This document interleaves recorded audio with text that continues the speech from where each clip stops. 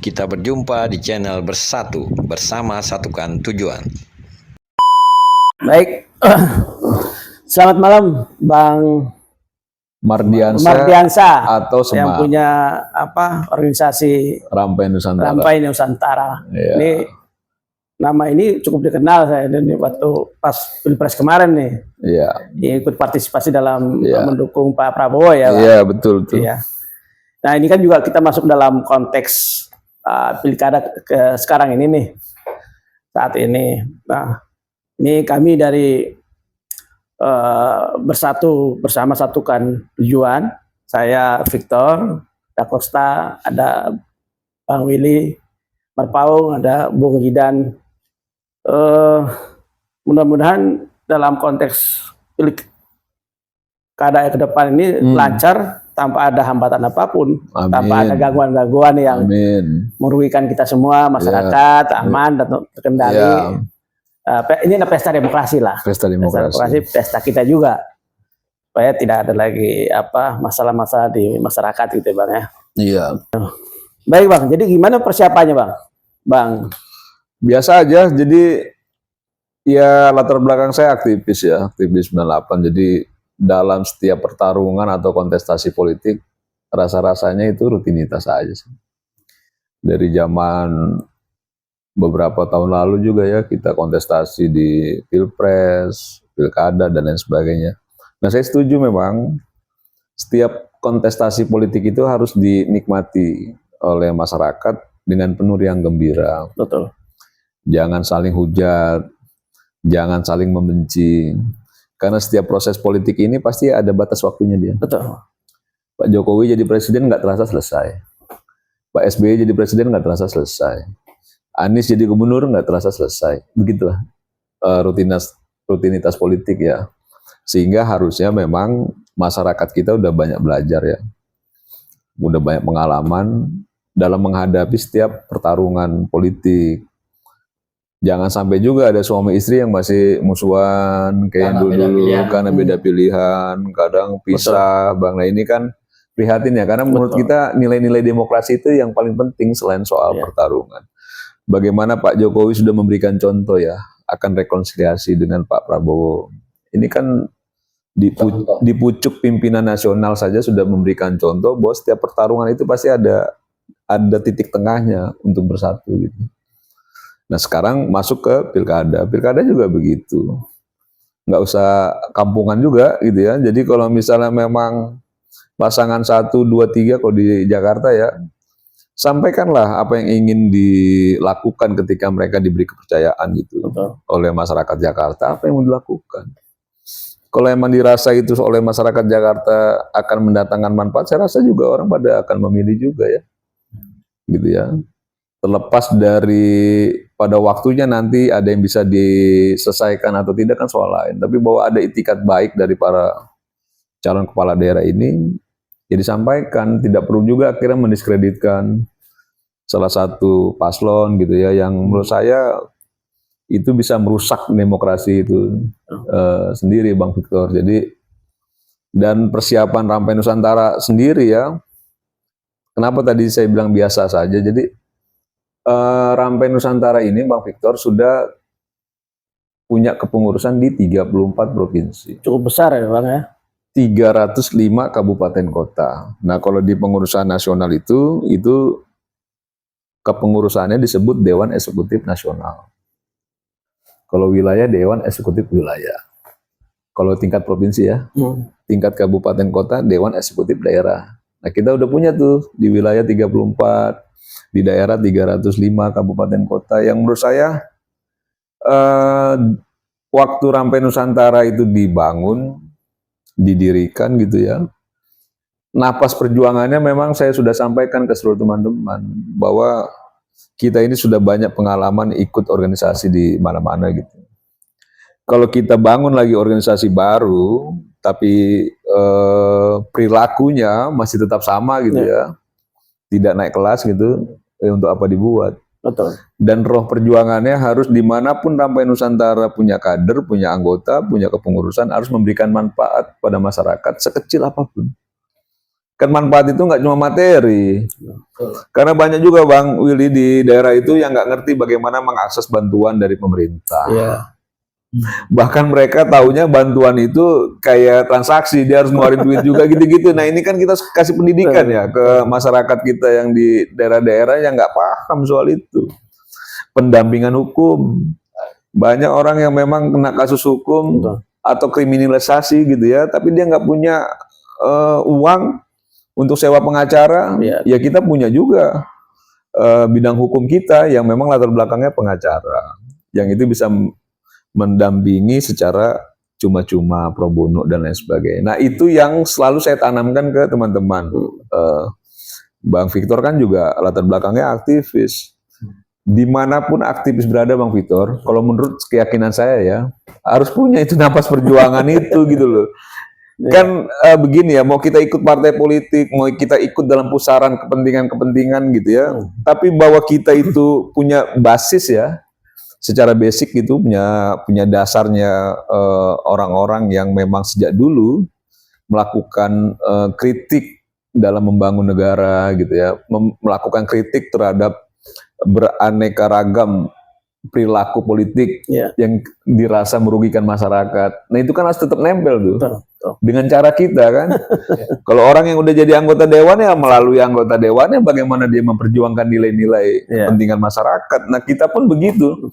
Ketika ini ada organisasi, kita punya ormas gitu ya, organisasi kemasyarakatan, ya kasihlah nilai-nilai itu. Kalau enggak buat apa? Bubar aja Bang. Iya kalau nggak ada guna kan buat apa Bang Willy? Gitu loh. Ya sekecil apapun lah. Itu kita harus memberikan manfaat. Kalau saya itu. Nah sekarang di Jakarta misalnya, jauh sebelum orang bicara soal Ridwan Kamil, kami sudah mengkaji soal Ridwan Kamil, sudah banyak pertimbangan-pertimbangan ya, yang akhirnya kami merekomendasikan Ridwan Kamil untuk menjadi gubernur di Jakarta itu sejak bulan Mei. Jadi kalau di beberapa podcast tuh munculin lagi tuh berita kita bahwa kita jauh hari sebelum orang bicara itu. Makanya saya sampaikan ke Bang Ridwan Kamil waktu beliau mampir datang ke sini, yang dia tahu gitu. Saya tahu Bang, kalau misalnya Rampai Nusantara itu jauh hari sebelumnya sudah dukung saya. Iya, saya bilang kita semua sampai sempat khawatir karena nama Bang RK sempat hilang. Saya bilang, jangan-jangan nggak jadi nih kan gitu loh, jangan-jangan nggak jadi kan gitu loh, ketawa dia gitu. Akhirnya jadi juga gitu. Jadi bukan serta-merta gitu ya, tiba-tiba kita dukung instan itu enggak, karena kan kajian. Saya sederhana sekali saya melihat sosok Ridwan Kamil ya. Kita meyakini dia orang yang secara kapasitas, secara kualitas diri ya kapabel gitu ya, mumpuni. Secara pengalaman mau tidak mau harus kita akui, dia punya rekam jejak yang bagus. Dia pernah jadi wali kota di Bandung, ya, teknokrat. Dia pernah jadi gubernur di Jawa Barat. Yang ketika dia pergi, tingkat kepuasan masyarakat Jawa Barat itu sampai 90% Bang Willy. Sebenarnya kalau Ridwan Kamil hanya haus kekuasaan, kayak dia anteng-anteng aja di Jawa Barat selesai sudah kan gitu loh. Hanya nggak perlu ya. Iya, maksudnya ya udahlah gue nikmati aja lah 10 tahun gitu ya, tambah lagi lah 5 tahun gitu. Iya. Tapi kan juga rasa-rasanya dia bukan soal itu aja gitu. Dan ketika dia diminta di kontestasi sebelumnya ya, gitu ya, sama untuk masuk di Jakarta, dia sampaikan ke ibunya tuh. Dia sampaikan kalau misalnya menurut ibunya itu jangan dulu lah gitu, jangan dulu maju, diurus dulu warga Jawa Barat gitu ya, warga Bandung, Jawa Barat.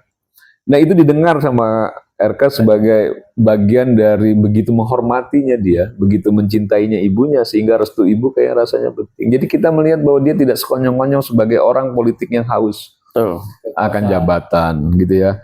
Nah, berbagai pertimbangan inilah yang membuat kita Rampai Nusantara itu memang merasa ya sudah waktunya juga gitu. Ridwan Kamil harus diberi ruang ataupun kewenangan untuk membangun Jakarta ya. Saya rasa itulah poin-poinnya Bang, Victor gitu. Saya masih agak ini Bang, saya ini lihat Abang ini membangun organisasi yang ya cukup besar menurut saya sih Bang. Cukup besar, 34 provinsi itu bukan Aceh Bang. Tentu tantangannya juga besar juga Bang. Iya kan? Artinya kan ekspektasi publik juga ketika ada melihat organisasi ada di wilayah-wilayah ini juga kan harapannya ada itu. Ya kan ada harapannya pasti ya bisa paling nggak memberi jalan lah yang kira-kira mereka butuhkan kan gitu loh. Nah, Abang sendiri membagi waktunya untuk menjalankan organisasi ini, organisasi Rampai Nusantara ini, dan pribadi Abang nih sebelum masuk nanti ke Bang RK ya kita ya Bang. Iya. Gitu loh. Gimana tuh Bang? Soal waktu. Soal waktu nih. Iya kalau menurut saya kita kan terbiasa hidup dengan aktivitas-aktivitas sosial. Biasanya gini Bang Victor, kalau kita mencintai sesuatu itu rasanya capek itu nggak ada tuh. Atau semaksimal mungkin kita bisa mengatur waktu dengan kecintaan kita terhadap hal yang kita jalanin ya kayak sekarang. Orang itu kalau sudah cinta begitu, kalau dia nggak cinta biasanya beban. Yeah. Aduh, males banget nih kan ngurus gitu. Nah, Rampai Nusantara yang ya mungkin ya kita bisa katakan sudah cukup besar lah ya secara organisasi masyarakat yang belum lama juga gitu ya, baru dari 2021 lah gitu ya, belum lama juga tumbuhnya gitu.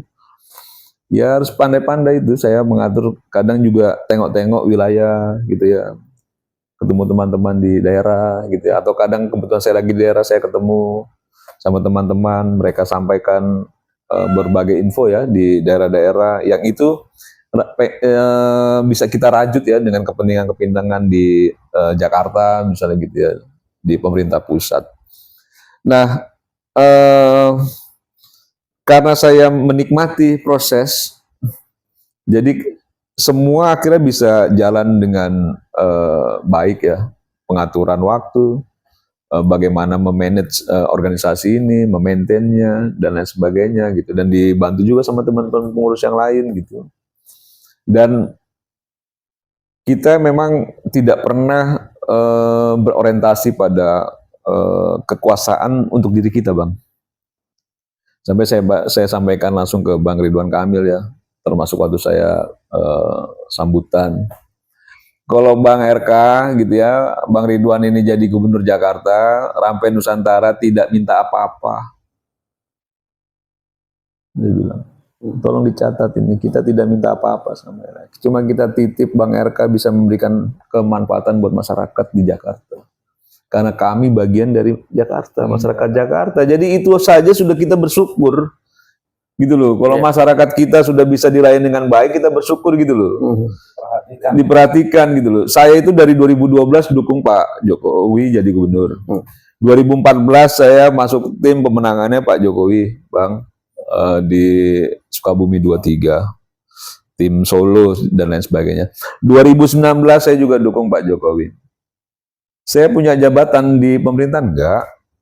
Saya dapat komisaris atau saya diminta jadi komisaris atau diberikan jatah komisaris enggak? Terus saya protes enggak? Terus saya masih loyal sama Jokowi sampai titik ini, saya masih sangat loyal sama Pak Jokowi. Dan beberapa 2 minggu lalu sepertinya kita ke Solo ketemu Pak Jokowi gitu.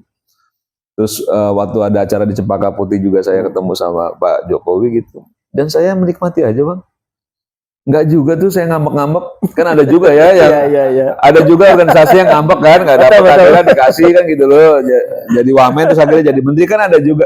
Karena menurut saya perjuangannya nilai Bang, gitu loh, perjuangannya nilai gitu loh. Apalagi kita punya latar belakang aktivis yang waktu di zaman 2014 kita kampanye Jokowi saja, kita banyak ngeluarin duit Bang Willy, bukan dapat uang. Malah keluar kita ongkos sendiri gitu loh, dan kita ongkos sendiri, kita makan pakai uang kita sendiri, boro-boro kita dapat uang, dan Pak Jokowi tahu itu juga. Tapi itulah perjuangan nilai, karena kita merasa bahwa Pak Jokowi itu layak untuk kita perjuangan secara nilai, bahwa dia representasi dari masyarakat biasa, bukan priai dan lain sebagainya. Kita dari presiden pertama ya sudah jelas lah dia proklamator kan gitu ya, dan lain sebagainya. Presiden kedua dia jenderal, kan gitu ya, punya istri juga priai, kan begitu ya. Masuk ke B.J. Habibie, teknokrat yang cukup besar, kan begitu. Ya kan? Masuk ke Abdurrahman Wahid, cucu pendiri NU, kan begitu loh, ya kan? Bagaimana coba? Megawati anaknya proklamator, bagaimana? Masuk ke SBY jenderal yang menantu Sarwoedi, kan begitu loh. Terus muncul Jokowi. Jadi kalau Pak Jokowi, orang yang latar belakangnya itu masyarakat biasa, hanya punya bapak yang menjadi supir angkot gitu, dan dia menjadi tukang kayu, bisa menjadi presiden, berarti kan anak kita juga punya peluang dong Bang, sebagai anak biasa, kan begitu loh. Ini kan udah jadi presiden, jadi jurisprudensi, kan gitu loh. Seorang Jokowi bisa, anak gue bisa dong, kan gitu loh. Nah ini perjuangan nilai kalau menurut saya. Dan kalau perjuangan nilai itu bagi saya ya, sebagai aktivis, rasa-rasanya bukan kita tidak mau posisi jabatan, tapi itu nomor sekian itu, dari perjuangan nilai itu sendiri. Dan saya selalu meyakini, Bang Victor, semua jabatan yang diberikan atau yang kita dapatkan itu pasti karena ridho Tuhan itu.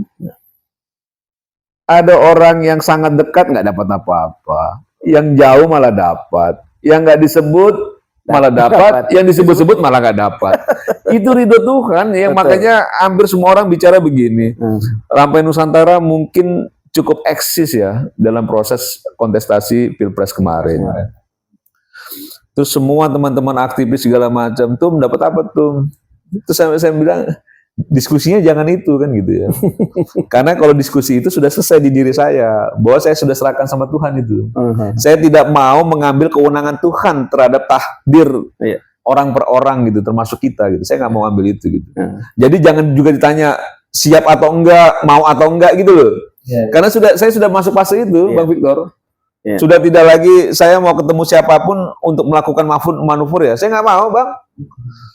Difasilitasi ketemu bukan berarti tidak menghargai itu, tapi saya sudah pada fase ini takdir Tuhan saja. Kalau memang takdir Tuhan sampai, ya sampai. Dan kadang Bang dapat jabatan malah khawatir gitu. Pertama, khawatirnya apakah kita bisa mampu dalam tugasnya. Kedua, apakah mampu bisa mengendalikan diri kita. Apakah kita mampu menjaga itu supaya kita tidak terpleset, amanah dan lain sebagainya. Belum lagi orang sekitar kita, keluarga kita dan lain sebagainya. Beban Bang, gitu loh. Bukannya juga orang melihat seolah bahwa orang yang menjabat itu sudah enak aja gitu ya. Enggak juga.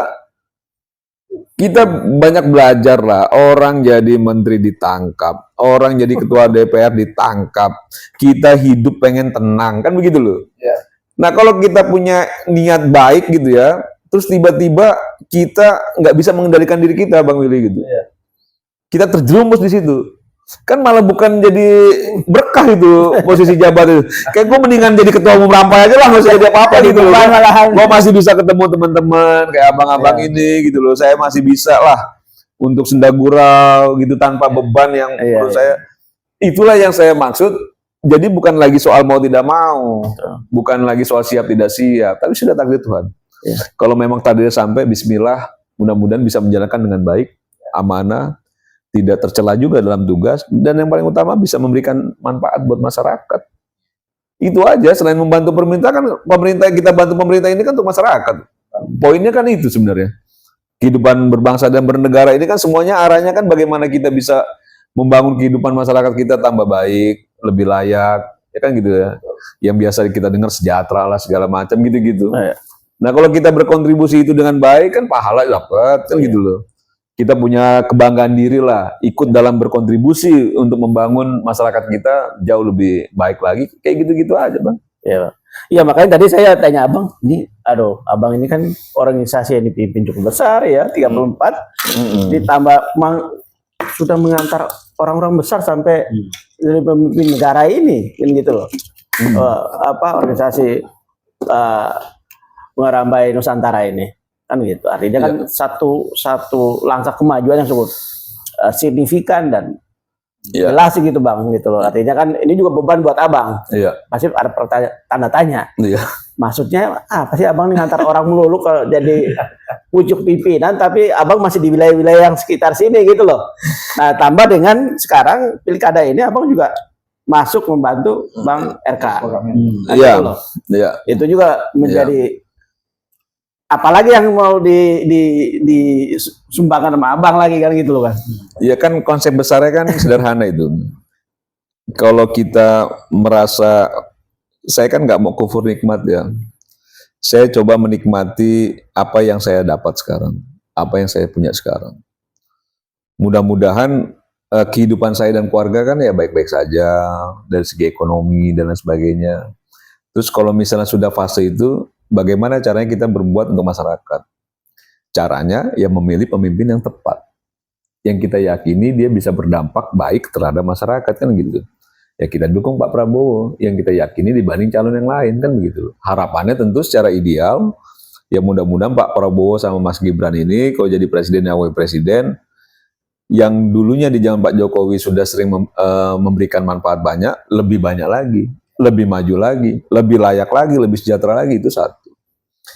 Masuk lagi ke soal Jakarta. Pertama tadi di awal saya sampaikan ini domisili saya warga Jakarta. Yang rasa-rasanya ini bukan lagi soal hanya kontestasi ANSI gitu. Tapi ini lebih bagaimana kita yakin terhadap sosok yang mampu membawa Jakarta jauh lebih maju. Dan keyakinan itu kan jatuhnya ke Pak Ridwan Kamil. Terus saya sampaikan juga tadi, saya sampaikan langsung bahwa memang saya bukan berarti ketika saya mendukung pragmatisme nih atau transaksional. Kalau lo jadi, gue ntar ini ya. Enggak bang, wallahi itu saya nggak begitu gitu, makanya saya sampaikan di depan publik gitu, waktu saya sambutan, jangan memikirkan kami dapat apa ketika Bang Ridwan Kamil jadi gubernur, karena buat kami itu tidak penting, yang paling penting Bang Ridwan Kamil bisa memberikan manfaat pada masyarakat Jakarta, gitu ya. Nah itu yang menurut saya nggak ngerti ya, pasti orang kalau mendengar, aduh so idealis banget sih ini anak gitu ya, ini kan politik gitu ya. Tapi saya begini bang, udah cukup banyak ya, saya udah cukup lama lah saya bergelut di dunia aktivis, kenal begitu banyak orang, keluar masuk di berbagai komunitas gitu. Kita ini kan hidup nggak tahu ya, bisa besok mati, bisa seminggu kemudian kita nggak tahu. Tapi sebelum kita dipanggil Tuhan ini kita bisa memberikan manfaat, kok rasanya bahwa kita ngerasa berguna ya. Jadi kalau hidup hanya sekedar hidup, kalau orang seringkali bilang nih, Buya Hamka ngomong, kalau hidup hanya sekedar hidup, kambing pun hidup. Gitu ya. Kan kita bukan kambing. Nah kita mau hidup memberikan manfaat Bang Victor, kan gitu ya. Itu yang saya ngerasa bahwa kita punya kekuasaan, kita punya uang banyak, mau miliaran, mau bahkan mau triliunan, Bang Willy pasti makannya tetap sehari 3 kali. Betul. Terus emang abang kalau punya uang ratusan miliar, abang makannya pakai berlian di piring. Tetap nasi bang. Kalau abang sukanya ikan, makan ikan, gitu loh. Kalau saya misalnya senangnya sambal, pakai tahu gorengnya pakai tahu goreng. Mau uangnya berapapun, gitu loh. Mau uangnya berapapun, ya kita hidup begitu sudah gitu loh. Terus kita mau kubur nikmat gitu, kayak mau serakah gitu, ke seolah-olah ini harta ini mau kita bawa mati kan enggak. Kita masuk liang lahat selesai sudah, kan gitu loh, selesai sudah. Terus apa peninggalan kita? Kalau bukan kontribusi terhadap masyarakat, terhadap negara ini, menurut saya secara idealnya itu loh bang. Jadi jangan juga begini misalnya, tiba-tiba Bang Semar jadi apa gitu. Ini yang dicari, enggak sampai situ saya. Tapi kalau misalnya pada suatu saat abang-abang ini melihat saya punya posisi jabatan, pasti bisa saya yakinkan itu ya takdir Tuhan saja yang sampai itu. Bahwa ternyata saya harus ada di situ gitu loh bang. Kembali dalam konteks pilkada. Ini kan udah beberapa hari lagi udah masuk ke proses pencoblosan ya. Nah ini apa persiapan yang dilakukan Rampai Nusantara dalam rangka mensukseskan pemenangan RK Siswono? Dihitung udah berapa hari lagi? Ini kan cuma ya sekitar 5 hari lagi lah. Iya, kalau kita kan memang sudah melakukan upaya pemenangan itu dalam hal meyakinkan masyarakat Jakarta kan sudah cukup lama ya. Sejak 5 tadi ya? Dari bulan 5 kita mendeklarasikan aja, kita sudah mulai sosialisasi RK. terus masuk lagi masa kampanye. Kita buat kegiatan-kegiatan cek kesehatan, pengobatan gratis di berbagai titik di Jakarta. Kita lakukan kegiatan tembus sembako murah. Jadi ada isinya sembako cuma ditembus Rp5.000 sama masyarakat. Yang kita harapan itu bisa juga mengurangi beban masyarakat, walaupun cuma kecil ya, paling kurang bebannya. Tapi ya kita kasih manfaat itu. Terus kita juga bikin kegiatan kawal TPS ya menjelang hari H ini yang sampai hari ini masih bergerak nih di berbagai kelurahan. Teman-teman Rampai Nusantara itu memberdayakan masyarakat di berbagai kelurahan gitu untuk kawal TPS agar tidak terjadi kecurangan, menjaga suaranya RK dan Suswono gitu-gitu. Dan belum lagi kegiatan kita canvassing ke masyarakat ya, kunjungan gitu ya. Yang rasa-rasanya itu yang bisa kita lakukan untuk pemenangan Ridwan Kamil dan Suswono, dan harapannya menang dalam satu putaran. Dan potensinya kan ada, kan gitu ya. Secara kualitas diri juga emang layak untuk diberikan kepercayaan. Jadi kita nggak terlalu sulit sebenarnya. Dan saya lihat RK ini juga ini dipuja betul sama ibu-ibu. Ibu-ibu kayak senang sekali kalau mau RK tuh gitu ya. Nambahan ibu-ibu ya idolanya ibu-ibu gitu, idolanya ibu-ibu gitu. Yang kita tahu ras terkuat di dunia ini ya ibu-ibu kan gitu loh. Ya. Sama seperti dulu zamannya Pak ini ya, SBY ya. SBY, ibu-ibu suka sekali. Waduh, mama tuh udah susah dilawan itu kan gitu loh. Makanya kita yakini betul ya dengan upaya yang dilakukan kita, dengan upaya yang dilakukan Pak RK dan Pak Suswono sendiri, dengan dilakukan oleh tim pemenangan tim pemenangan TKD ya, tim kampanye daerah, belum lagi relawan yang lain. Rasa-rasanya sih nggak mustahil untuk menang dalam satu putaran. Oke, saya ada satu pertanyaan mengenai programnya Pak Ridwan Kamil terakhir tentang kehidupan terakhir. Bagaimana pandangan dari Abang? Yang mana Bang Willy? Ya ini berita tentang tata ruang terkait juga pemberian penanggulangan banjir itu masalah ada giant wall-nya dengan memberikan rumah untuk Gen Z. Apa pendapat Abang terkait dengan hal tersebut? Ya menurut saya kan begini, banyak orang mencibir gini, ini terlalu berimajinasi. Semua itu dari mimpi kan? Pasti, segala sesuatunya dari mimpi. Iya, berawal dari mimpi. Dulu saya, pengen juga ya punya organisasi yang cukup besar, bisa ngasih manfaat. Tapi kayaknya susah sekali ya. Ternyata punya sekarang. Iya. Gitu ya. Terus dulu mungkin ratusan juta masyarakat Indonesia di era-era penjajahan, pengen banget merdeka, susah banget. Kok kayak bagaikan mimpi di siang bolong gitu. Merdeka juga. Gitu loh. Jadi kalau orang mencibir apa yang menjadi mimpinya pemimpin, dia nggak ngerti bahwa memang itu harus distimulus dengan mimpi-mimpi besar. Gitu loh. Yang harusnya disupport supaya mimpi besar itu terrealisasi kan begitu. Jadi kenyataan. Jadi kalau apa tadi disampaikan program yang disampaikan oleh Pak RK dianggap kurang masuk akal gitu ya. Jangan lupa juga bahwa memang Ridwan Kamil ini tadi disebut teknokrat, dia arsitek, secara keilmuan dia kuasai, secara pengalaman daerah dia tahu, tata ruang segala macam dia ngerti, kan gitu loh. Dia tahu wilayah Jakarta itu dengan sekian banyak tidak mencukupi wilayah Jakarta ini untuk menampung warga Jakarta. Berarti caranya bagaimana? Diizinkan rumah itu sampai tingkat 4, tingkat 5 kan gitu loh. Supaya yang satu misalnya satu keluarga, yang satunya bisa buat kosan untuk bisa menampung warga Jakarta karena dia punya hitungannya secara keilmuan gitu loh. Vertikal lah seperti gitu loh. Dia punya ilmuwan. Ya udah nggak bisa begini karena wilayah nggak cukup ya naik ke atas kan gitu loh. Gitu loh, nggak cuma tingkat 2 kan gitu loh. Nah kan bisa tertampung semua. Nah ini kan menurut saya ide-ide besar yang dia coba carikan solusi. Nah tugas pemimpin kan itu. Tapi kalau pemimpinnya kan begini ya, kalau pemimpin itu banyak kerja, gitu ya, pasti akan juga banyak masalah, kan gitu ya. Tapi kalau misal pemimpinnya itu merasa bahwa memang nggak ada kerjaan, ya memang nggak ada masalah karena nggak melakukan apa-apa. Nah jauh lebih baik pemimpin yang melakukan sesuatu dong. Iya. Kalau dia ada lemah ya kita perkuat, dia ada salah ya kita benerin gitu loh maksudnya. Nah itulah yang menurut saya semua komponen yang ada harusnya kan mensupport, bukan mencibir. Kok itu untuk kebaikan semua ya. Nah saya nggak melepas bahwa program Ridwan Kamil saja, hampir semua orang yang ikut kontestasi di pilkada ya maunya disupport lah kan gitu ya. Karena pemimpin-pemimpin di daerah-daerah ini kan juga punya mimpi yang harusnya bisa didukung dengan penuh sehingga terrealisasi gitu Bang Victor gitu loh. Jangan dikit-dikit wah ini sih imajinasi, halusinasi, nggak mungkin.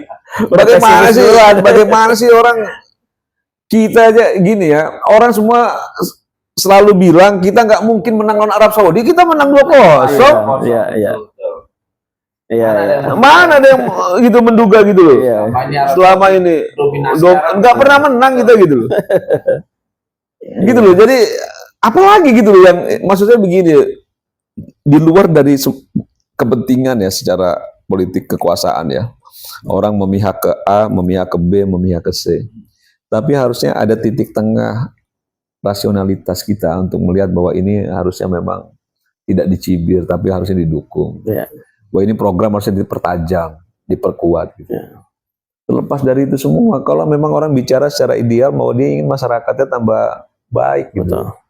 Jangan-jangan mereka memang nggak mau Bang masyarakatnya tambah baik gitu. Biar gini-gini aja lah kan gitu loh.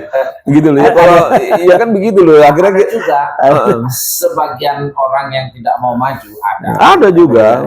Tapi kalau kita lihat ke depannya ya memang untuk warga daerah khusus Jakarta daerah khusus Jakarta ini harus memang mempunyai visi-visi dari pemimpin yang mempunyai visioner gitu ya seperti Pak Ridwan Kamil kira-kira. Iya dia sampaikan begini Bang Ridwan Kamil itu sampaikan saya itu ditugaskan oleh banyak partai termasuk Pak Prabowo untuk masuk ke Jakarta itu untuk membangun Jakarta yang baru pasca kita punya ibu kota baru ya. Bagaimana membangun Jakarta ini setelah ada transisi pemindahan ibu kota sebagai kota bisnis, kota internasional gitu yang dibangun ya global, tidak ada lagi yang kumuh-kumuh dan lain sebagainya. Itu yang menurut Bang Ridwan Kamil, insya Allah dengan pengalaman beliau yang sudah menjadi kepala daerah dari tingkat kota sampai provinsi, itu juga jadi bekal yang bisa menopang keilmuannya, gitu loh. Yang dia memang menguasai betul tata ruang, walaupun memang harus diakui tata ruang di Jakarta udah ngejelimet ya, udah rumit lah gitu loh. Tapi setidaknya gitu ya, harapan kita kan begini Bang, kita ini kan bukan orang yang naif ya. Kalau ada target 100%, Bang Ridwan Kamil bisa sampai 60-70% aja, alhamdulillah. Kan begitu kan gitu loh. Kita nggak naik, wah lu katanya harus 100% lu, kan gitu loh. Ini cuma 90 kan gitu loh. Nah ini yang naif namanya Bang gitu loh. Tapi kalau orang target 100% gitu ya, hasilnya 0% yang nggak kerja kan dong, kan gitu loh. Atau 10% ya lu kerjanya nggak maksimal. Kan yang kita senang itu kan kalau pemimpin punya begini ya, punya etos kerja yang memaksimalkan apa yang menjadi komitmen dia gitu loh. Target dia gitu loh. Ya lu tunjukin lah gitu loh kalau memang lu punya tekad itu gitu loh. Nah soal hasilnya soal lain itu. Gitu loh. Tapi kalau orang udah tidak punya tekad dan lain sebagainya, apalagi hasil. Udah nggak mungkin lah orang nggak dikerjain mana ada hasilnya gitu loh. Gitu loh. Itu seperti mimpi beneran. Mimpi beneran gitu loh. Gitu loh. Nah ini yang menurut saya ya mudah-mudahan ya masyarakat Jakarta bisa lebih terang lah cara berpikirnya. Tidak perdebatan soal pilihan tidak lagi pada soal bahwa segmentasi ya dia dari mana, tapi lihat aja soal track record, rekam jejak, visi misinya, dia mau ngapain kalau jadi dan lain sebagainya gitu loh.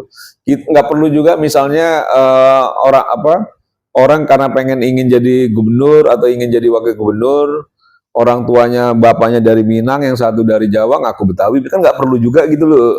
Nggak perlu juga kan gitu loh. Untuk membangun sentimen itu, karena menurut saya apalagi kota seperti Jakarta itu bukan lagi soal primordial harus dipimpin oleh siapa. Tapi bahwa memang ketokohannya itu diyakini mampu untuk mengatasi persoalan-persoalan di Jakarta. Yang pasti yang kita sudah lekat ya macet, banjir. Kalau hilang nggak yakin saya. Tapi kalau memang itu ditekan semaksimal mungkin, ya kita sudah merasa juga senang kan. Kalau sampai zero gitu ya macet, tiba-tiba wah lengang gitu, ya nggak mungkin kan gitu ya. Ada kadang-kadang cuma sekali 2 tahun. Iya. Kalau lagi pas Lebaran, wah itu Ya lengang, ya mudik semua kan. Iya. Antar mau lengang. Ciri sebuah kota maju itu kan ditandai sama salah satunya Kemacetan. Iya. Nah ini tinggal bagaimana cara mengatur itu kan. Traffic ini kan bagaimana cara mengaturnya supaya tidak terlalu macet. Supaya memang di jam-jam tertentu itu bagaimana cara. Nah ini yang menurut saya harus ada kepiawaian seorang pemimpin ya. Tidak juga kita gue pengen lengang lah. Lu kalau nggak lengang gagal berarti kan nggak gitu juga kan gitu loh. Betul. Kan nggak gitu juga. Iya. Kita nggak naif itu. Tapi saya senang dengan programnya Bang Ridwan Kamil dan Pak Susono ya. Artinya kan konsep dia membuat Giant Wall ini itu kan tempat penampungan air nantinya kan gitu, bendungan dah. Nah, artinya kan itu menjawab keresahan masyarakat menengah ke bawah nih. Selama ini selalu kebanjiran, ya kan, setiap kali hujan, ya itu kan itu. Nah, daratan Jakarta tuh berupa cekungan, kemudian setiap tahunnya turun. Iya. Dan selain juga jadi tempat bendungan, ini mungkin menjadi tempat wisata juga. Targetnya kan ada mendatangkan value di situ ya, Bang ya. Itu. Dan itu bukannya nggak mungkin ya, apalagi ya dia pernah lakukan juga ya di Jawa Barat, di beberapa sungai itu dia lakukan juga. Nah, saya pernah ikut Bang Ridwan Kamil belusukan di Ciliwung.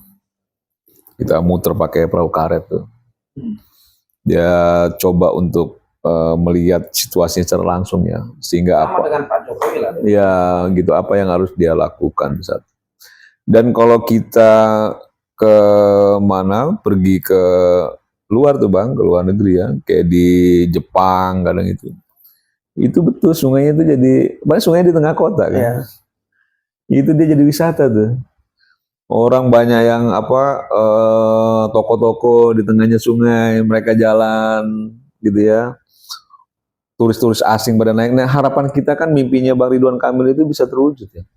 Sehingga kita bangga juga kan. Gitu loh. Sungainya bersih, bisa menarik wisatawan. Kita bangga punya kota yang bersih dan lain sebagainya gitu. Nah, menurut saya itu bukan sesuatu yang mustahil. Gitu. Nggak ada yang mustahil kalau memang itu ada jalannya dari Tuhan dan ada ikhtiarnya dari kita. Ada kemauan, ada tekad, ada usaha. Saya rasa juga hampir semua orang besar itu kan berangkatnya dari situ kan gitu. Yang akhirnya menghasilkan karya-karya yang besar gitu. Dan saya masih meyakini lah kalau Bang Ridwan Kamil, Bang Victor. Ya, pengalaman beliau juga kan sering keluar negeri untuk melakukan studi banding itu banyak sekali. Iya, apalagi sekolahnya kan juga di luar negeri. Iya, saya rasa itu akan menjadi suatu menjadi pola yang bisa diterapkan di. Bisa. Kalau kita lihat kan beberapa tahun mundur kan. Zaman Belanda. Dari ujung mana kapal kan. Iya, kapal zaman masuk. Walaupun sekarang terjadi rendah ya. Rendah. Mungkin itu bisa menjadi contoh yang nanti ke depannya juga bisa dibuat lebih baik lagi kan. Mungkin terakhir tuh kalau dalam konteks pilkada saya kira peran saya tahu persis nih karena Bang Semar ini nggak aja yang ngurusin Jakarta. Jadi seluruh provinsi pilkada di daerah seluruh Indonesia juga saya tahu persis sampai Nusantara terlibat. Nah, apa pesannya tuh buat menghadapi coblosan kepada rakyat Indonesia nih, warga negara Indonesia, warga DKI dalam menghadapi pemilu pilkada serentak? Ya pertama dinikmatilah proses demokratisasi ini dengan riang gembira, dengan penuh keceriaan, dengan penuh persaudaraan. Hindari konflik antar anak bangsa, kan gitu ya. Siapapun pemenangnya, pada akhirnya itu juga yang ngurusi kita. Nggak mungkin dia ngurusin orang yang nggak milih, itu nggak mungkin juga. Semua yang milih dan nggak memilih dan tidak memilih, dirinya pasti diurus juga. Karena soal policy, kebijakan. Jadi pesan saya kepada teman-teman ya, terutama begini deh, kepada seluruh pengurus Rampai Nusantara di seluruh Indonesia, kepada masyarakat Indonesia yang ikut dalam kontestasi pilkada serentak, nikmatilah proses ini, kan gitu ya.